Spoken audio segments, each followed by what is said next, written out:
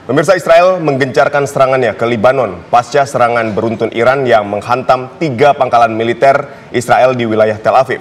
Beberapa negara di dunia mulai menarik warganya dari Lebanon karena khawatir perang akan segera meluas. Aksi Israel tidak hanya di Lebanon, Israel juga menyerang areal pangkalan udara Hmeimin di Rusia, di Suriah yang membuat Moskow geram. Akankah pemirsa Israel dan Lebanon terlibat perang terbuka dan menarik masuk berbagai negara untuk ikut perang habis-habisan di Timur Tengah? Lalu apa antisipasi Indonesia atas potensi perang besar itu?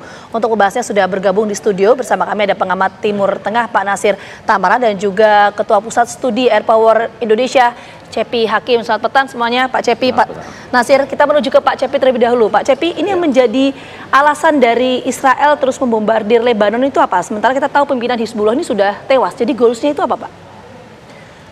Ya, dalam peperangan itu kan adu strategi, ya. Jadi adu strategi, dan dalam adu strategi itu ada perhitungan untung rugi. Kalau saya kehilangan ini, saya mesti bayar ini. Kalau selain kayak main catur lah. Kalau kita dimakan pion, makan ini. Itu bagian dari dinamika perang yang tengah berlangsung. Dan di Timur Tengah ini menjadi unik ya.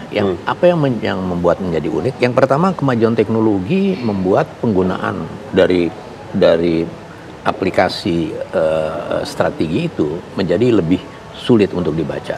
Yang kedua, perang ini kemudian juga melibatkan bukan A lawan B, tapi A ada kompanyonnya, B ada kompanyonnya.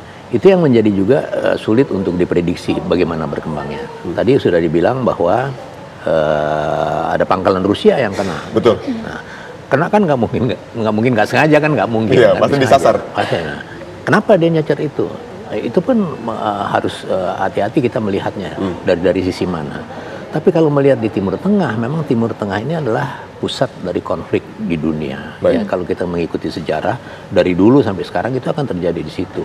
Tinggal kita melihat bagaimana dampak dinamika pengaruhnya terhadap negara-negara yang lebih besar lagi. Karena semua orang tahu di belakang Israel ada Amerika. Di belakang Iran mungkin ada Rusia, mungkin di tengah-tengahnya nggak tahu kita ke kiri ke kanan ada negara lain dan sebagainya. Dan di kawasan Timur Tengah itu banyak negara kecil-kecil dan golongan-golongan yang terpecah belah banyak sekali yang kita tidak tahu mereka kemana arahnya. Ya mungkin dalam perspektif ini mungkin Pak Nasir yang lebih tahu aliran-aliran ya, Syiah, Hizbullah, Hamas dan sebagainya. Dan itu membuat rumit lagi orang untuk menelaah. Dan membuat rumit itu, katakanlah Amerika dan Rusia lah, kalau orang bilang wah ini belakangnya Amerika dan Rusia kan tidak mudah untuk membaca apa yang tengah terjadi sekarang di sini. Ya. Tapi sebelum ke sana Pak Cepi, mungkin ini apa sih Pak tujuan mereka menyerang Lebanon itu apa? Karena soal ekonomi kah atau apa? Fokusnya? Penyebab perang kalau kita mempelajari sejarah perang dari awal, penyebab perang itu cuma 2. Rebutan teritori, rebutan daerah, dan biasanya itu dipicu dari border dispute atau sengketa perbatasan. Yang satu lagi adalah perebutan sumber daya alam, yang ujungnya itu adalah energi. Itu aja sebetulnya yang jadi perebutan sekarang. Sekali lagi di kelompok yang begitu banyak, nah, kita nggak mengerti sekarang. Makanya seperti pertanyaan, kenapa Lebanon diserang, kenapa begini, kenapa Hizbullah ngelawan, kenapa Israel begitu. Itu semua terjadi ya. Kalau dirunut itu sederhana, yang diperebutkan adalah teritori dan energi. Baik, sekarang kita ke Pak Nasir.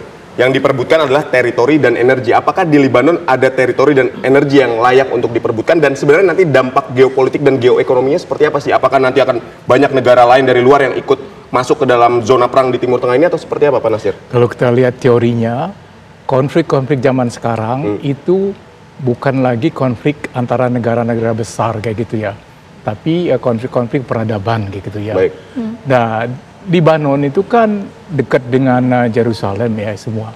Itu kan wilayah-wilayah yang penuh dengan sejarah agama-agama besar di dunia yang juga sering berperang.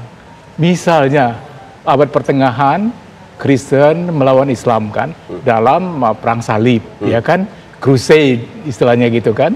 Jadi ada dimensi lain, saya menambahkan dimensi lain dari Pak Cepi, agama juga menjadi sebuah faktor. Dulu orang nggak membayangkan revolusi bisa terjadi di sebuah negara, revolusi berbasis agama bisa terjadi di sebuah negara. Ternyata di Iran, Ayatollah Khomeini berhasil memimpin revolusi sehingga Iran menjadi negara teokrasi. Jadi ya sumbernya itu banyak.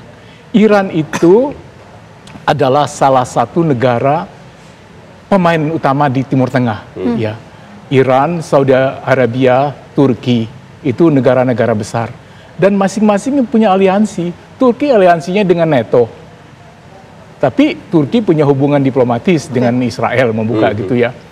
Tapi perangnya di sana, sakitnya tuh di Indonesia. Benar nggak kalau kita pikir ya?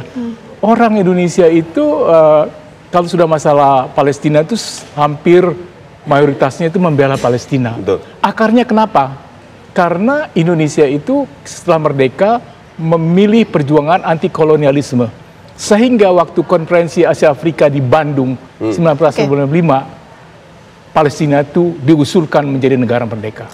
Baik. Nah, Pak Nasir begini, kalau memang tadi Pak Cepi menyampaikan bahwa ini soal perebutan teritori, kemudian perebutan energi, akankah ada negara-negara lain juga turut terlibat dalam konflik kedua negara ini, Pak?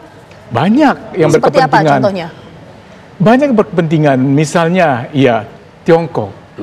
Tiongkok itu dengan cara soft powernya, dengan memihak pada sebuah pihak, dia bisa mendapatkan energi tanpa dia berperang. Dengan bersimpati kepada sebuah, misalnya pihak-pihak seperti Iran, kan, kemudian mengusung semua faksi-faksi di Palestina yang saling bertengkar ke Beijing, kemudian mendamaikan mereka, mereka akan mendapat simpati dari mana? Yang paling banyak membantu Palestina yaitu Iran, yang dia produksinya itu banyak sekali, 4 juta baril minyak per hari kalau saya nggak salah gitu ya. Besar sekali. Baik, kita ke Pak Cepi. Pak Cepi, ini kan kalau kita lihat bahwa Israel hari ini menyerang Libanon, tapi kan sebetulnya Israel juga punya target yang lebih besar, yaitu menyerang Iran, karena Iran hampir 200 rudal balistiknya menembus Israel, bahkan menghancurkan pangkalan perang di Israel. Nah, nanti mungkin kita akan bahas, kita akan dalami apakah Israel ini benar-benar berani untuk menyerang Iran balik. Usai jeda, tetaplah bersama kami.